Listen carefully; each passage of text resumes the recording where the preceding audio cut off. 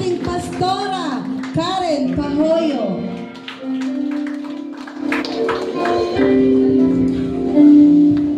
Praise God!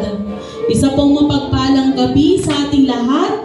Diretso na po tayo. Buksan po natin ang ating mga Biblia sa Psalm 46 verse 10. Sabi dito, He says, "Be still and know that I am God.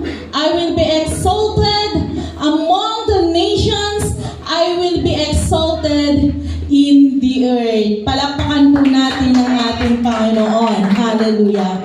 Yes, O God, Heavenly Father, we praise you, O God. We glorify you, Panginoon. Sa gabing ito, Panginoon, patuloy po kaming lumalapit sa iyong kahabagan, Panginoon, sa iyong banal na presensya, O God. Dalangin namin na patuloy kang kumilos sa aming kalagitnaan, Panginoon. O Holy Spirit, malaya ka pong kumilos, Panginoon. Hallelujah.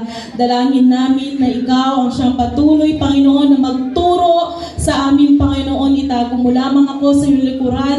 Gamitin mo lamang ang aking mga tinig, ang aking mga labi upang ihayag, Panginoon, ang iyong mga salita sa gabing ito. Hindi ako ang makita, Panginoon, kung hindi ikaw, O Diyos. Dalangin ko, Panginoon, na ibuhos mo ang iyong pagpapala, ang iyong anointing, Panginoon, upang ang mga salitang ito, Lord, ay maitanim sa bawat puso namin. Maraming salamat. Sa iyo po ang lahat ng papuri, lahat ng pasasalamat, in the mighty name of Jesus. Everybody says, Amen and Amen.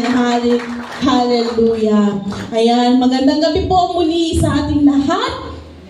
Dito po sa text po natin ngayong gabi, ay meron po tayong pamagat na Be still, know that I am God. Amen. Pakisabi mo nga po sa katabi mo, be still. Amen. Hallelujah.